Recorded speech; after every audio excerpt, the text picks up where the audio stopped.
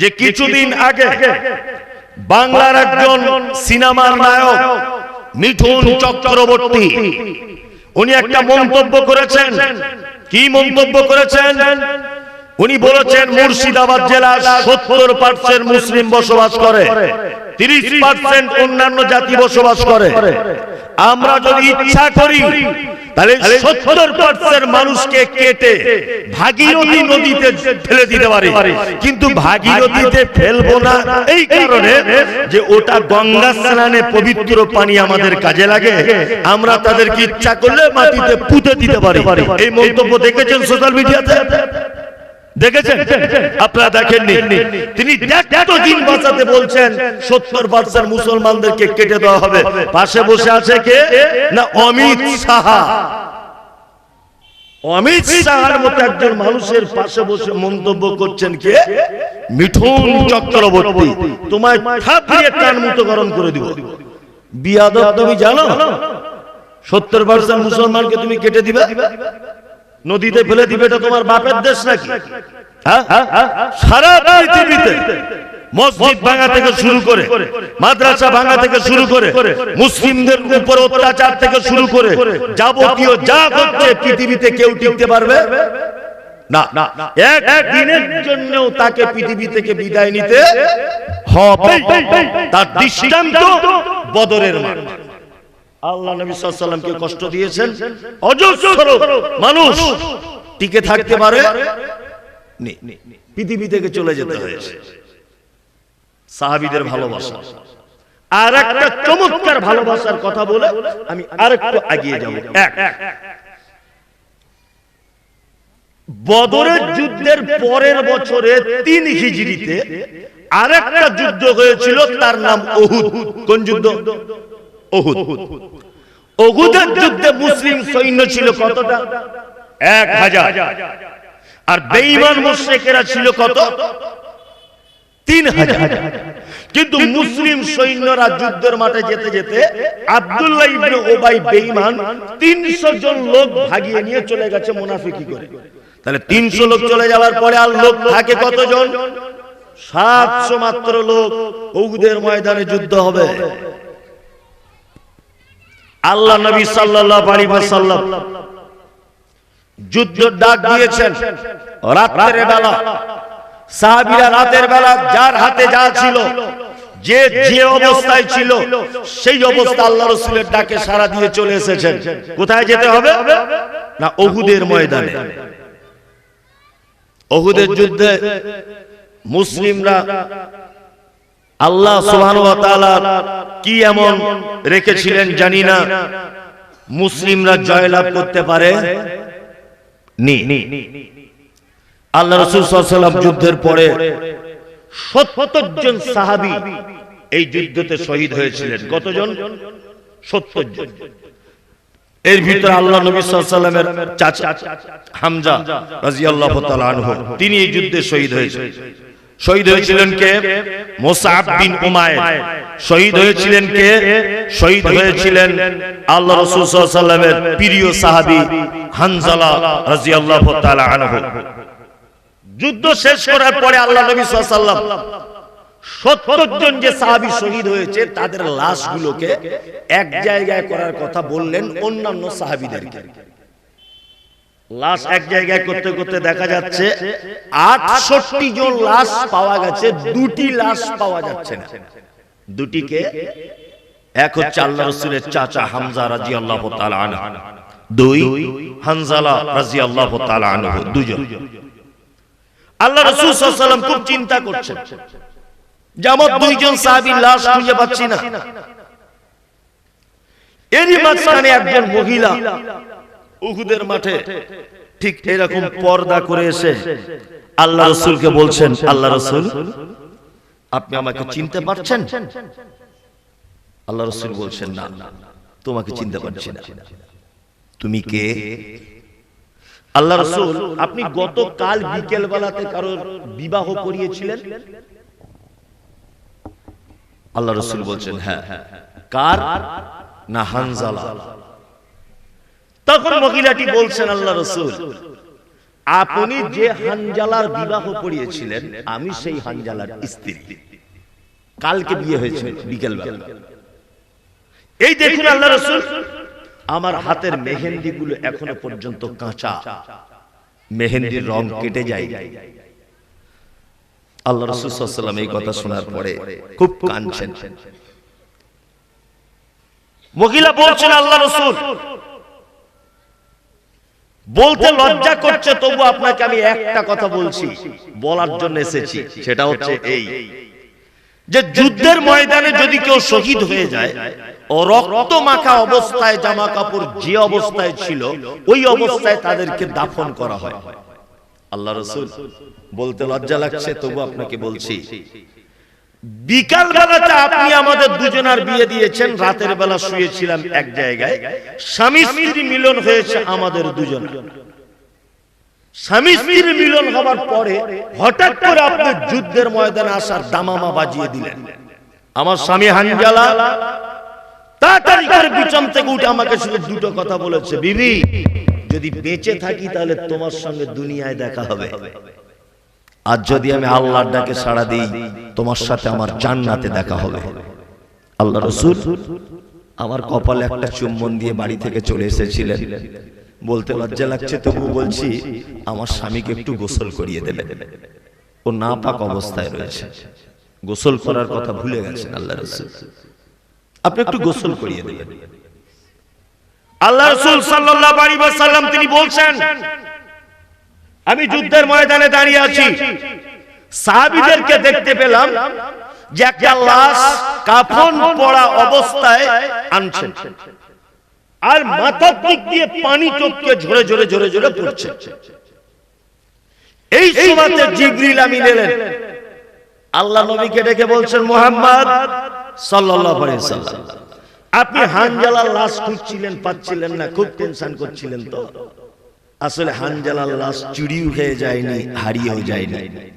হানজালার এই শহীদে আল্লাহ এত খুশি হয়েছে যে ওর লাশটাকে আসমানের তৃতীয় আসমানের উপরে ফেরেশতাদেরকে দিয়ে তুলে জমজমের পানিতে গোসল করিয়ে কাফন দিয়ে ঢেকে মিসকে আম্বারের সেন্ট লাগিয়ে এই দেখুন আপনার কাছে আনা হচ্ছে। সেই সাহাবী আনছেন, সুবহানাল্লাহ। একজন মাত্র সাহাবী যার শহীদে আল্লাহ খুশি হয়ে তৃতীয় আসমানে তার লাশকে তুলে নিয়ে তৃতীয় আসমানে ফেরেশতাদেরকে দিয়ে গোসল করিয়ে আবার পৃথিবীতে পাঠিয়েছিলেন। সাহাবীটির নাম কি? হানজালা। এর নাম মুহাব্বতে রাসূল। এর নাম কি? মুহাব্বতে রাসূল। সাহাবীগণ এত ভালোবাসতেন, আমাদেরও ভালোবাসা আছে, আছে না? 12 রবিউল আউয়াল এলে ভালোবাসা উতলে ওঠে, ওঠে না? অনেক মুসলমানের বিশাল পতাকা হাতে নিয়ে ইয়া নবী সালামু আলাইকা, ইয়া রাসূলুল্লাহ এইসব বলে রাস্তাঘাটে বিভিন্ন বড় বড় ঝান্ডা নিয়ে ঘুরছে। মুসলিম করছে না? কারা না 12 রবিউল আউয়ালে নবী প্রেমিক দেখাতে যাচ্ছে রাস্তাতে, অথচ যার হাতে ইসলামের ঝান্ডা, যার হাতে লা ইলাহা ইল্লাল্লাহ ঝান্ডা, ডান হাতে ঝান্ডা ধরে বাম হাতে বিড়ি টানছে। আচ্ছা বলুন তো, এ কি নবীকে ভালোবাসে? বাসে? বাসে না। কতটা ভালোবাসতে হবে নবীকে? আল্লাহ নবী সাল্লাল্লাহু আলাইহি ওয়াসাল্লাম তিনি বলছেন, বদরের যুদ্ধতে, কোন যুদ্ধে? বদরের যুদ্ধে। বদরের যুদ্ধতে যারা অংশগ্রহণ করেছিল আল্লাহ সুবহানাহু ওয়া তাআলা তাদের সকলকে ক্ষমা করে দিয়েছে। বেঁচে যারা ছিলেন তারাও ক্ষমা প্রাপ্ত, যারা বদর যুদ্ধে শহীদ হয়েছেন তারাও ক্ষমা প্রাপ্ত। 14 জন সাহাবী বদরের মাঠে শহীদ হয়েছিলেন। কতজন? 14 জন। আল্লাহ জান্নাত পেয়ে গেছে। যারা বেঁচে ছিলেন তারাও জান্নাতি। বদরের যুদ্ধ হয়েছে খুব কঠিন পরিস্থিতিতে। কি কঠিন পরিস্থিতি? বাপ তলোয়ার ধরেছে বেটাকে মারবে, বেটা তলোয়ার ধরেছে বাপকে মারবে। কি বললাম বুঝলেন? একজন সাহাবী বলছেন, আমি যুদ্ধ করছি, আমার হাতে আছে একটা তলোয়ার, আমি তলোয়ারটা মারতে যাব, যাকে মারতে যাব দেখছি সে আমার আব্বা, সে আমার আব্বা। তলোয়ারটা আস্তে আস্তে আস্তে আস্তে করে আমি নামিয়ে নিলাম যে আমার আব্বাকে আমি মারবো, এ কেমন কথা, হতেই পারে না। তারপরে আর একজন সাহাবী পাশ থেকে বলছেন, লা ইউমিনু আহাদুকুম হাত্তা কানা হাব্বা ইলাইহি মিন ওয়ালিদিহি ওয়া ওয়ালাদিহি ওয়ান নাস আজমাইন। শুনে রাখো, একটা মানুষের ঈমান অতক্ষণ পর্যন্ত পরিপূর্ণ লাভ করতে পারে না, একটা মানুষ অতদিন পর্যন্ত ঈমানদার হতে পারে না যতক্ষণ না পর্যন্ত তার পিতামাতা, তার সন্তান সন্ততি, তার আত্মীয় স্বজন সমস্ত কিছু থেকে মুহাম্মদ সাল্লাল্লাহু আলাইহি ওয়াসাল্লামকে যদি ভালোবাসতে না পারে, তাহলে ওই লোকের ঈমান পরিপূর্ণ হয় নি। এই সাহাবীটি যখন এই কথা বলেছেন, আর যে সাহাবী তলোয়ার নামিয়ে নিয়েছেন, ওই সাহাবী তলোয়ার আবার তুলে তার বাপকে আঘাত করে পৃথিবী থেকে বিদায় জানিয়ে দিয়েছেন। যুদ্ধ শেষ, আল্লাহ নবী সাল্লাল্লাহু আলাইহি ওয়াসাল্লামের হঠাৎ করে এক সাইডে বসে বসে কাঁদছেন সাহাবীটি। আরেকজন সাহাবী বলছেন, আল্লাহ রাসূল, ও কেন কাঁদছে জানেন? কাঁদার কারণটা কি? তখন আল্লাহ রাসূল বলছেন, কি কারণ? বলছে, বদরের মাঠে এই ঘটনা, এই ঘটনা। ও তার আব্বাকে মারার জন্য তলোয়ার চালানোর আগে তলোয়ার নামিয়ে নিয়েছে। আব্বা বলে ভয়ে মারতে পারেনি, লজ্জায় মারতে পারেনি, সম্মানে মারতে পারেনি। আল্লাহ রাসূল সাল্লাল্লাহু আলাইহি ওয়াসাল্লাম বলছেন, তারপরে বলছে, তারপরে আল্লাহ রাসূল ও তার বাপকে হত্যা করেছে। আল্লাহ রাসূল সাল্লাল্লাহু আলাইহি ওয়াসাল্লাম তখন বলছেন, ও যদি তার বাপ বলে ভালোবেসে তলোয়ার না চালাতো, তাহলে ওর ঈমানের পরিপূর্ণতা আসতো না। তার মানে বাপ বেঈমান, ঈমান নাই। যুদ্ধের ময়দানে এখানে ভালোবাসা চলবে না। তার মানে মুহাম্মদ সাল্লাল্লাহু আলাইহি ওয়াসাল্লামকে পৃথিবীর সমস্ত কিছু থেকে কি ভালোবাসতে। কার কার থেকে বেশি ভালোবাসবেন, কোন কোন জিনিসের থেকে বেশি ভালোবাসবেন, আল্লাহ কোরআনে সেটাও বলেছেন। সূরা তাওবা। পৃথিবীতে কয়েকটা জিনিস আছে খুব ভালোবাসার জিনিস, আছে না? সব থেকে বেশি ভালোবাসার জিনিস কি বলুন?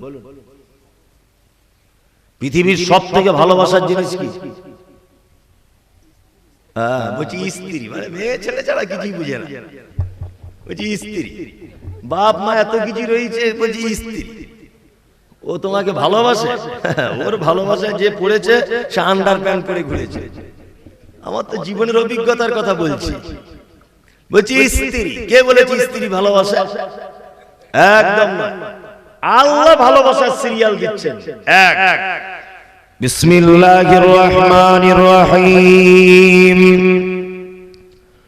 কুল ইন কানা আবাউকুম ওয়া আবনাউকুম ওয়া ইখওয়ানুকুম ওয়া আযওয়াজুকুম ওয়া আশীরাতুকুম ওয়া আমওয়ালুন ইকতারাফতুমুহা ওয়া তিজারাতুন তাখশাউনা কাসাদাহা ওয়া মাসাকিনু তারজাউনাহা আহাব্বা ইলাইকুম মিনাল্লাহি ওয়া রাসূলিহি ওয়া জিহাদিন ফি সাবিলিহি ফাতারাব্বাসু হাত্তা ইয়াতিয়াল্লাহু বিআমরিহি ওয়াল্লাহু লা ইয়াহদিল কওমাল ফাসিকিন। আল্লাহ পৃথিবীতে কয়েকটা ভালোবাসার কথা বলছেন। এক, আব্বা মা। প্রথম ভালোবাসতে হবে কাকে? সব থেকে ভালোবাসার জিনিস কে? আব্বা। আব্বা মাকে ভালোবাসেন? বাসেন না? আমি অবাক হই, একটা ছেলে 22 বছর বয়সে বিয়ে করেছে, কলেজে পড়তো। তাই 22 বছর পর্যন্ত ও কোনোদিন চাঁচলে কলেজে পড়তো, হোটেলে ভাত খেত না। বাড়ি এসে মাকে বলতো, মা তোমার হাতের রান্না না খেলে আমার ঠিক মন ভরে পেট ভরে না। বলছে, তাই? তুই আমাকে এত ভালোবাসিস? বলছে, তোমার হাতের যে কি স্বাদ এটা মুখে বলা যাবে না। 22 বছর বয়স পর্যন্ত কথা বলছে। 22 বছরে বিয়ে হয়েছে। 5 দিন 6 দিন পরে সকালবেলা চোখ কসলাতে কসলাতে বলছে মা তোকে একটা কথা বলবো। বলছে কি? বলছে শুনছি আমি নাকি যা ইনকাম করছি তুই সব আমার বোনেদেরকে দিয়ে দিচ্ছিস। এক কাজ কর, আমি আলাদা রান্না করে খাই আর তুই আর আব্বা বুড়ো বুড়ি দুজনে আলাদা রান্না করে খা। 22 বছর পর্যন্ত যে ছেলে মায়ের হাতের তরকারি ছাড়া হোটেলে ভাত খেত না, আজকে 5 দিনের ভিতরে বলছে তোরা আলাদা খা আমরা আলাদা খাই। এটা কে ওকে বলল? কে শেখালো? একটা স্কুলের হেডমাস্টার সারাদিন মাস্টারকে জানা শেখাতে পারে। কি বললাম বুঝলেন? একটা বউ যদি তার স্বামীকে এক বালিশে পেয়ে যায় 2 মিনিট, সারা পৃথিবীর সব বিদ্যা একসঙ্গে শিখিয়ে দিবে। এত বুদ্ধি, এত বাপ মা ভক্ত ছেলে এমন বিষ করে দিয়েছে যে ওর বাপকে দেখলে মনে হয় পেটে ছুরি ঢুকিয়ে দিবে। বাস্তব নয়? এমন বিষিয়ে দিয়েছে। আপনাদের মালদা তো অবশ্যই এরকম নেই, আমাদের দিকে আছে। কি বললাম বুঝলেন? আল্লাহ সর্বপ্রথম ভালোবাসতে হবে কাকে? মাকে, তারপর আব্বাকে। আব্বা মা যে কঠিন অতীব বাস্তবের ভালোবাসা, তার একটা দৃষ্টান্ত আমি পেশ করছি। একটা গল্প আপনাদেরকে বলি ছোট্ট করে, দেখবেন বুঝতে খুব সুবিধা হবে আব্বা মা কি জিনিস। একটা গ্রামে একটা কুয়ো ছিল। কুয়ো বুঝেন, পানি তোলে, কুয়ো ছিল। এখন গ্রামের একটা মেয়ে সেই কুয়োতে পানি তুলতে গেছে, বালতি নামিয়েছে, দড়ি টানছে, দেখছে বালতি নাই। আশ্চর্য ব্যাপার। ও কাঁদতে কাঁদতে বাড়ি চলে এসেছে, ওর মাকে এসে বলছে মা এরকম ব্যাপার, বালতিটা টানছি বালতি নাই। তোর মা বলছে দেখি আমি যাই। ওর মা আর একটা বালতি দিয়েছে, পানি ভর্তি করে টানছে, দেখছে বালতি নাই। এখন ওর মার বেটি দুজনে গেছে গ্রামের মোড়লের কাছে। বাপ মা কি জিনিস সেটা বলছে। গ্রামের মোড়লকে গিয়ে বলছে মোড়ল সাহেব আমার বেটি বালতি ফেলেছে নাই, আমিও বালতি ফেলেছি নাই, কারণ কি? মোড়ল বলছে তোমাদের মাথা টাথা খারাপ নাকি? গোনার ডিম সব কি বিচার নিয়ে এসছো, চলো আমি এবার বালতি নিয়ে যাচ্ছি। মোড়ল বালতি ফেলে টানছে, দেখছে মোড়লেরও বালতি নাই। তো কঠিন ব্যাপার। মোড়ল তখন ভয় পেয়ে গেছে। তখন গ্রামবাসীরা চাঁদা পত্র তুলে বলছে ওই জায়গাতে একটা বাবা আছে, বাবার কাছে গেলে বাবা হাত দেখে বলে দিতে পারে। আর হাত দেখা বাবা যত আছে সব চিটিংবাজ, সব চিটার। কাজী নজরুল ওই জন্য বলেছে পীর ফকিরের কথা যদি সত্য হতো তারা কেন ফুটপাতে ভিক ভেঙে খেত? সব যদি ও হাত দেখে বলে দিতে পারে তো ও কেন বেটা ফুটপাতে ভিক মাংছে? হ্যাঁ, ও 5 তলা বাড়ি করতে পারে না হাত দেখে? সব চিটিংবাজ। তা গ্রামের মোড়ল ও গেছে একটা ওই রকম বাবার কাছে, বাবা হাত দেখে বলছে সাংঘাতিক ব্যাপার। কি বাবা? বলছে এই যে দাগটা বাম দিকে চলে গেছে না, তার মানে তোমাদের গ্রামের কুয়ার ভিতরে একটা আফ্রিকান ভূত আছে। 1 সপ্তাহের মধ্যে যদি ভূত তাড়াতে না পারো তাহলে গ্রামের সর্বপ্রথম মোড়ল মারা যাবে। মোড়লের তো মাথা খারাপ, আমি মারা যাবো তাহলে? তাহলে বাবা কি করতে হবে? বলছে 12,000-এর তাবিজ লাগবে, 3 দিন পরে দেখবেন ভূত পালাবে। 12,000 টাকা নিয়েছে, তাবিজ দিয়েছে, বলছে 3 দিন পরে বালতি ফেলে টেস্ট করবে। বাপ মা কি জিনিস সেটা বলছি না। মোড়ল 3 দিন পরে বালতি ফেলেছে, টানছে, দেখছে আবার বালতি নেই। মোড়ল দেখছে তাহলে এ তো মনে হয় পাকা চিটিংবাজ। তাহলে আর একজনের কাছে যাই, খোঁজ করে করে করে করে সেই ভাদু গ্রামের ওখানে একটা ওই রকম চিটিংবাজ লোক আছে, ওর কাছে ও আবার হাত দেখে বলছে আগে কার কাছে গিয়েছিলে? অমুকের কাছে। বলছে হ্যাঁ। বলছে কি বলেছে? বলছে আফ্রিকান ভূত। বলছে না, ভুল বলেছে, এটা অস্ট্রেলিয়ান ভূত। এটা আফ্রিকান হতে পারে না, অস্ট্রেলিয়ান মাল। এটা তো কঠিন চিজ। এই গ্রামে থাকলে মোটামুটি আর 2 দিন টাইম আছে, গ্রামের 4-5 জন লোক মারা যাবে, তার মধ্যে মোড়লও মরবে। এর আরো খারাপ বলছে তাহলে লাগবে কত তাবিজে? বলছে 15,000। 15,000 টাকা দিয়ে তাবিজ দিয়ে নিয়েছে। 3 দিনে ভূত পালাবে। 3 দিন পরে আবার বালতি ফেলেছে, দেখছে বালতি নাই। বাপ মা কি জিনিস সেটা বোঝাচ্ছি। এখন আপনি দাঁত বার করে ভাসছেন, তো শেষ পর্যায়ে গিয়ে বুঝবেন যে কোন জায়গায় নিয়ে এসেছে। গ্রামের মোড়ল এত এত টাকা খরচা করে দিল, তবুও কাজ হলো না। গ্রামে এলান করছে, গ্রামে ঘোষণা করছে মোড়ল, গ্রামবাসীদের ভিতরে তোমরা কেউ আছো যে খুব সাহসী ছেলে এই কুয়োর ভিতরে নামবে, এই ভূতটাকে বার করে আনবে? একটা ছেলে তখন বলছে, মোড়ল আমি রেডি, আমি নামবো, তবে একটা শর্ত আছে। বলছে কি? বলছে আমি কি করে কুয়োতে নামবো? বলছে আমরা উপর থেকে দড়ি ধরে থাকবো, তুমি নামবে। বলছে তাহলে নামবো না। দড়ি ধরবে কে কে?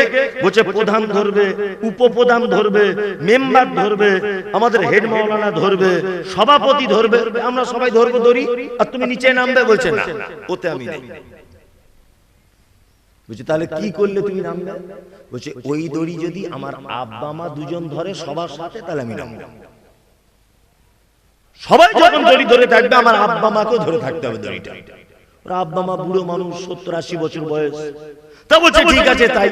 ওর বাপকে বলে রাজি করিয়ে ও এখন নেমেছে কুয়াতে। দেখছে ওই পিয়ারা টিয়ারা খেতে গিয়ে একটা বানর, বানর বুঝুন তো, বানর এলোর গাছে গাছে ঘুরে ঘুরে বেড়ায়, এখন লাফ মারতে গিয়ে কুয়োতে পড়ে গেছে। এখন ও বারবার দড়ি ধরে টানছে, যখন ও উঠতে গিয়ে ও দড়ি দাঁত দিয়ে কেটে দিচ্ছে। বাঁদরটা 3-4 দিন ধরে পড়ে আছে, এক সপ্তাহ কুয়োর ভিতরে। ও ওঠার জন্য লাফালাফি করছে। ওই ছেলেটা আস্তে আস্তে দড়ি ধরে নেমে নিচে বলছে, মাল ধরে ফেলেছে অস্ট্রেলিয়ান ভূত। মোড়ল তখন দেখুন সত্যি কি একটা আনছে, ও লুঙ্গি একদম এরকম ভাবে গুটিয়ে মাঠে মাঠে ছুটছে। অস্ট্রেলিয়ান ভূত উঠছে, এবারে সবাই দড়ি ছেড়ে দিয়ে ছুটছে। দড়ি ছাড়তে পারলো না ওর আব্বা আর মা। বুড়ো মানুষ তো, দুজন আস্তে আস্তে আস্তে আস্তে আস্তে করে দাঁত দিয়ে এটা ওটা করে দড়িটাকে ধরে রেখেছে। ছেলে আছে নিচেই, ছেলেকে বাঁচাতে হবে, তাই উপরে চলে এলো ছেলেটা। বাঁদরটাকে ছেড়ে দেওয়া হলো, চলে গেল।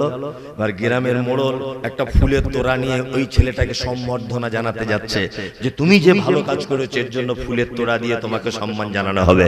ছেলেটা তখন বলছে, মোড়ল ওই জন্য আমি বলেছিলাম আমার আব্বা মা ওই দড়ি ধরতে হবে। দেখলাম তার প্রমাণ। ভূত দেখে সবাই পালিয়ে গেল। পালালো না কে? বাপ আর মা। ডাক্তার বলেছে আপনি ক্যান্সার রোগে আক্রান্ত, খুব বেশি হলে আর আপনি 2 মাস 4 মাস বেঁচে থাকতে পারেন। আপনার স্ত্রীর বয়স 27 বছর। দেখবেন আপনার স্ত্রী ফোনের মাধ্যমে অন্য কোথাও ফোনে কথা বলা শুরু করে দিয়েছে। ওর আব্বা মা আমার বাড়িতে অন্য ছেলে পিট করছে, জামাই মরলেই সঙ্গে সঙ্গে ওর সঙ্গে বিয়ে দিয়ে দেবো। কিন্তু আপনার আব্বা মা বিছানায় পোকা হয়ে গেছে, পেচ্ছাপ পায়খানা করছেন বিছানাতে শুয়ে, তবুও কোনদিন পশ্চিমকালেও কোনো মা কোনো বাপ দোয়া করতে করতে বলবে না যে আল্লাহ আমার বেটাকে তুমি তুলে নাও। বলবে? কোন মা বলতে পারবে? আপনি এত অসুস্থ, 4-5 বছর যাবত বিছানায় পড়ে আছেন, কোন মা বলতে পারবে যে আল্লাহ আমার বেটাকে তুমি তুলে নাও? কোন বাপ বলতে পারবে আল্লাহ আমার বেটাকে তুমি মেরে দাও? বলা সম্ভব না, অসম্ভব, অসম্ভব। ওই জন্য আল্লাহ সুবহানাহু ওয়া তাআলা পবিত্র আল কোরআনে সর্বপ্রথম ভালো কাকে বাঁচতে হবে এই সিরিয়ালে নিয়ে এসেছেন। কাকে? আব্বার মাকে।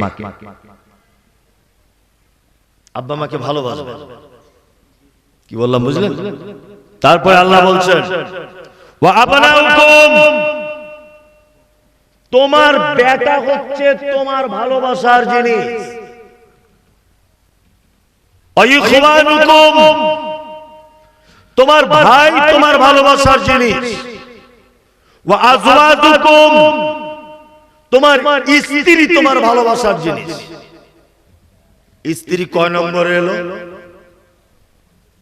কয় নম্বরে? 4 নম্বরে। স্ত্রী আগে এসেছে কে? ভাই। কে এসেছে? ভাই। তাহলে বউ আগে না ভাই আগে? ভাই আগে। আল্লাহ বলছেন ভাই আগে, তারপর স্ত্রী। আমাদের আবার এমন অবস্থা, বইয়ের কথা শুনে ভাইয়ের মাথাতে বাঁশ দিয়ে মেরে ফাটিয়ে দিয়েছে। করছে কি করছে না? অথচ আল্লাহ সুবহানাহু ওয়া তাআলা বলছেন কুল, নবী আপনি বলুন, আবাউকুম, তাদের আব্বা মা, ও আবনাউকুম, তাদের সন্তান সন্ততি। ওয়া ইখওয়ানুকুম তাদের ভাই, ওয়া আজওয়াজুকুম তার স্ত্রী। পৃথিবীর 4 নম্বরের ভালোবাসা কে? স্ত্রী। স্ত্রী ভালোবাসেন তো?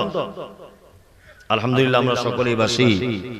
মাঝে মাঝে মনে হয় যে আল্লাহর নবী সাল্লাল্লাহু আলাইহি ওয়াসাল্লামের বিবিদের মতো আর আল্লাহ রাসূলের মতো যদি আমাদের সংসারটা হতো, সুবহানাল্লাহ, কতই যে চমৎকার হতো, হতো না? আল্লাহ রাসূল কতটা ভালোবাসতেন, আম্মা জান আয়েশা আল্লাহর নবীকে কতটা ভালোবাসতেন।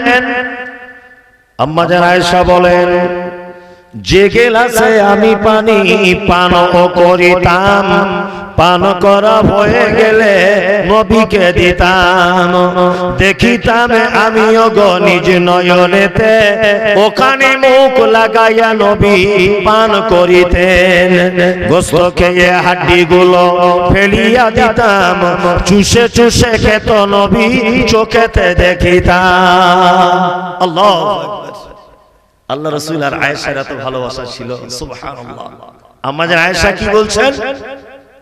যে গেলাসে আমি পানি পান করিতাম, পান করা হয়ে গেলে নবীকে দিতাম, দেখিতাম আমিও গো নিজ নয়নেতে, ওখানে মুখ লাগাইয়া নবী পান করিতেন। গোস্ত খেয়ে হাড্ডি গুলো ফেলিয়া দিতাম, চুষে চুষে খেত নবী চোখেতে দেখিতাম। আল্লাহু আকবার। আম্মা জান আয়েশা বলছেন, যখন ভাত খেতে বসতাম আল্লাহ রাসূলের সাথে, আমি গ্লাসে যে জায়গাটায় মুখ লাগিয়ে পানি পান করেছি, গ্লাসটা রেখে দিয়েছি। আল্লাহ রাসূলকে দেখেছি, আল্লাহ রাসূল গ্লাসটা নিয়ে ওই জায়গাটাতেই মুখ লাগিয়ে আবার পানি পান করতেন।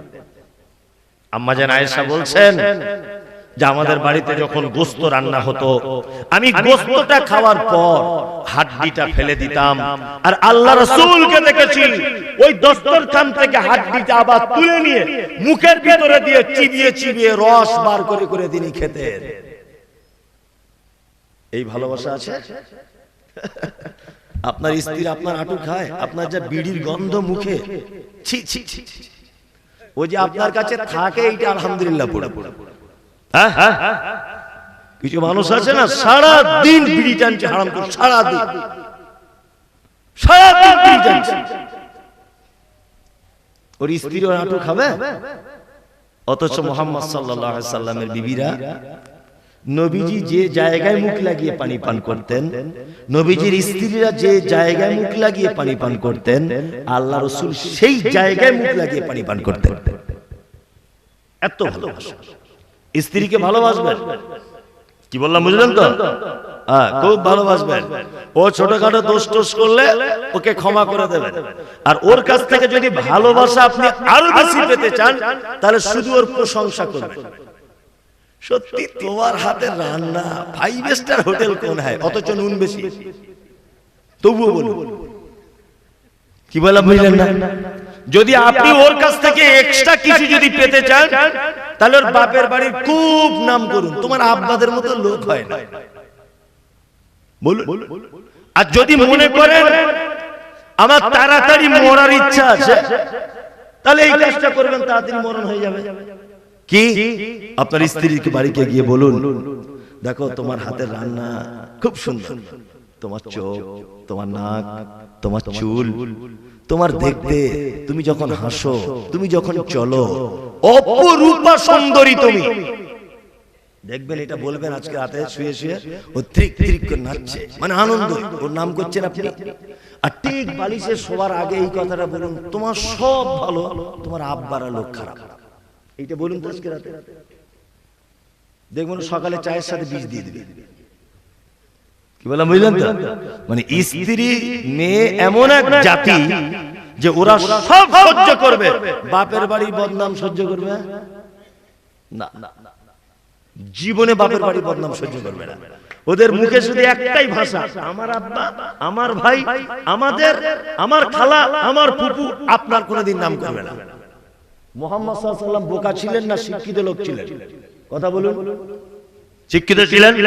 এই দেখুন আল্লাহ নবীর একটা হাদিস, বিশ্ব নবী বলছেন, যে রাতে মিরাজ হলো বিশ্ব নবীজির, নবী বলে জাহান্নামে মহিলাদের ভিড়, একজন মহিলা বলে, বিশ্ব নবীজি রে, কোন কারণে বেশিরভাগ যাব জাহান্নামে?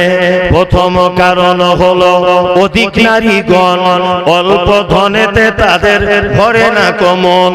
দ্বিতীয় কারণ হলো শোনো সমাচার, আর না শুকরিয়া করে ওগো স্বামীকে তাহার। তৃতীয় কারণ হলো অধিক নারীগণে আর গীবত যে বেশি করে এক অপরের শোনে। এহেন কারণে নারী অধিক নারীগণ যাবে তারা বেশি বেশি যাবে জাহান্নাম। বিশ্ব নবী বলছেন, মিরাজের রাত্রিতে জান্নাতের দিকে দেখলাম, জান্নাতের দিকে দেখলাম শুধু যেন গরিব মানুষেরা, অসহায় মানুষেরা, দুর্বল মানুষেরা, তারা যেন সব জান্নাতের ভিতরে রয়েছে। আর জাহান্নামের দিকে তাকিয়ে দেখলাম শুধু যেন নারী আর নারী, নারী আর নারী, নারীদেরকে দিয়ে যেন জাহান্নামকে ভরপুর করে দেওয়া হয়েছে। লোহার আকশিতে দেখলাম নারীদেরকে টাঙানো রয়েছে। বিশ্ব নবী মিরাজের রাত থেকে ফেরত আসার পরে বক্তব্য রাখতে রাখতে বলছেন, ইয়া মাশারান নিসা তাসাদদাকনা তাসাদদাকনা, ও জগতের যত নারীরা তোমরা বেশি করে সাদকা করো, বেশি করে দান করো। একজন মহিলা বলছেন, ও দয়ার নবী গো, আপনি পুরুষদেরকে দানের কথা বলছেন না, অথচ নারীদেরকে বারবার দানের কথা বলছেন কেন? বিশ্ব নবী বলছেন, ও সাহাবিয়া শুনে রেখে দাও, আমি তোমাদের অধিকাংশকে জাহান্নামের ভিতরে দেখলাম। এই কারণে তোমরা যদি জাহান্নাম থেকে বাঁচতে চাও তাহলে বেশি করে তোমরা দান করো, বেশি করে সাদকা করো, তাহলে তোমরা জাহান্নাম থেকে বেঁচে যাবে। মহিলা বলছেন, আল্লাহর নবী গো, আমরা জাহান্নাম থেকে বাঁচবো কোন কোন কারণে জাহান্নামে যাব, কারণগুলো আপনি আমাদেরকে বলে দেন। বিশ্ব নবী বলছেন, প্রথম কারণ হলো অধিক নারীগণ আর অল্প ধনেতে তাদের ভরে না কমন। নারী জাহান্নামে যাবে তার একটা কারণ, অল্প জিনিসে মন ভরে না। কি বললাম বুঝলেন? দুই, স্বামীর অকৃতজ্ঞ, স্বামীর প্রশংসা করেন। পৃথিবীতে একটা মাত্র প্রাণী আছে যার খায় তার বদনাম করে, তার নাম নারী। কি বললাম বুঝলেন? আপনারই দেওয়া শাড়ি পরে আছে, আপনারই ভাত দুপুরবেলা তার পেটে ভরা আছে, আর অন্য জায়ের কাছে গিয়ে গল্প করছে আর বলিস না বুবু 13 বছর জ্বলছি, আমার আব্বা যে কি দেখে দিল কিছু বুঝতেই পারছি না, সারা জীবন জ্বলছি, অথচ ওর টাকারই শাড়ি ব্লাউজ পরে ওর নামের বদনাম করছে। এটা নারী। কি বললাম বুঝলেন না? খুব সাবধান। স্ত্রীকে ভালোবাসতে গিয়ে আপনি ভাইকে ভুলে যাচ্ছেন, আব্বাকে ভুলে যাচ্ছেন, মাকে ভুলে যাচ্ছেন। কখনোই নয়, ওকে ভালোবাসতে হবে, তবে আব্বা মায়ের থেকে বেশি ওকে ওর মতো করে ভালোবাসো।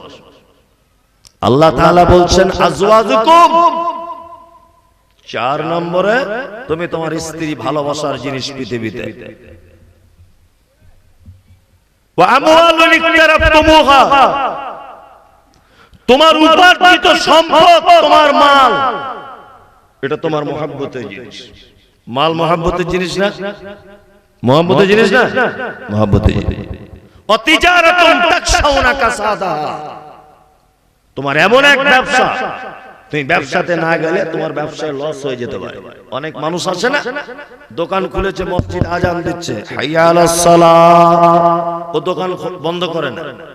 কেউ যখন বলতে যাচ্ছে দোকান বন্ধ করছো না কেন, বলছে চলে গেলে কাস্টমার ফেরত যাবে।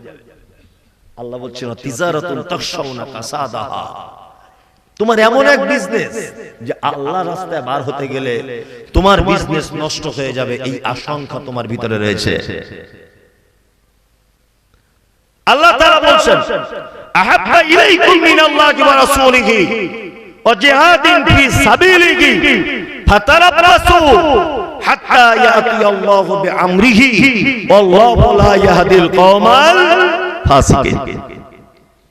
তোমার স্ত্রী, তোমার আব্বা মা, তোমার সন্তান, তোমার ব্যাংক ব্যালেন্স, তোমার টাকা, তোমার বাড়ি, তোমার ব্যবসা, সমস্ত কিছু থেকেও আল্লাহ বলছে হাব্বা ইলাইকুম মিনাল্লাহি ওয়া রাসূলিহি, মুহাব্বত করতে হবে কাকে?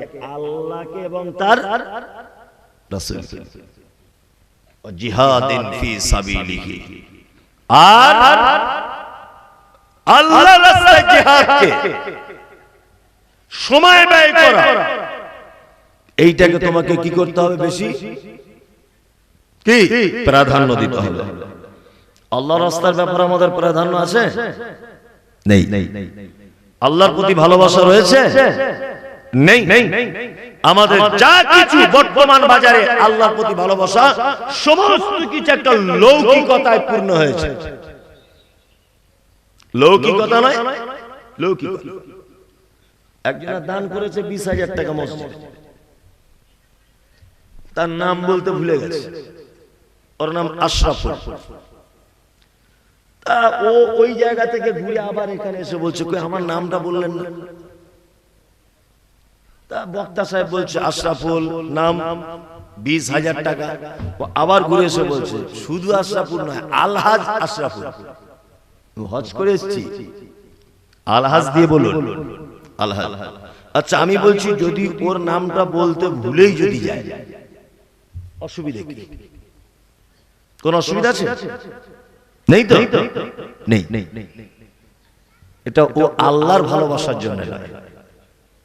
অনেক মাদ্রাসায় আমি তো আজকে 10 বছর যাবত মনে হয় প্রোগ্রাম করছি, দেখছি নাম না বললে অনেক মানুষ রেগে যাচ্ছে যে আমার নামটা বলো, আমার নামটা বলো, আমি দিয়েছি এত টাকা, আমার নামটা বলো। কেন তোমার নাম বলতে হবে কেন? ইন্নাল্লাহা আলিমুন বিযাতিস সুদূর। আল্লাহ তো নিজে বলছেন মানুষের অন্তরের কথা আমি জানি।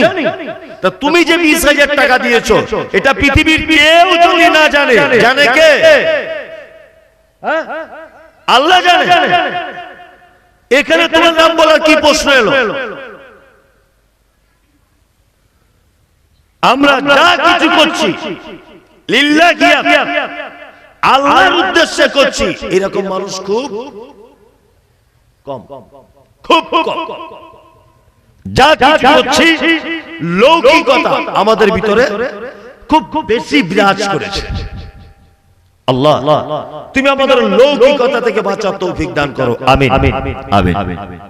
এখন নবীকে ভালোবাসার সবথেকে বড় যে পয়েন্ট সেটা হচ্ছে এই ওমা আতাকুমুর রাসূল ফাখুযুহু ওমা নাহাকুম আনহু ফান্তাহু।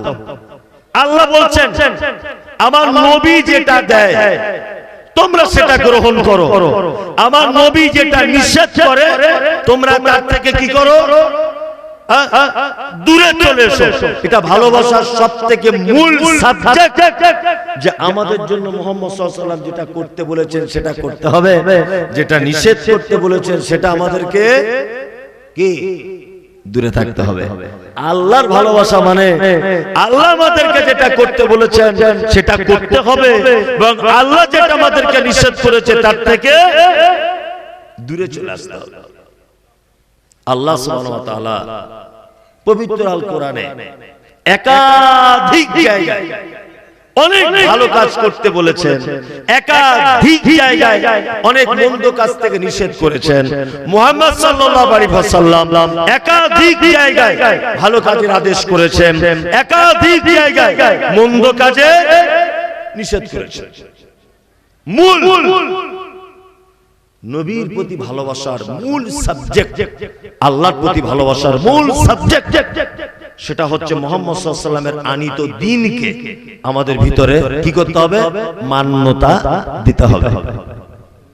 এইবার আমি পবিত্র আল কোরআনের কিছু আদেশ আর নিষেধ, মুহাম্মদ সাল্লাল্লাহু আলাইহি ওয়াসাল্লামের কিছু আদেশ আর নিষেধ আপনাদের সামনে বলার চেষ্টা করছি। তবে আমি এটা জানি যে এখন যদি সোনার মদিনার কণ্ঠেও যদি বক্তব্য দেওয়া হয় আর মানুষ থাকবে না।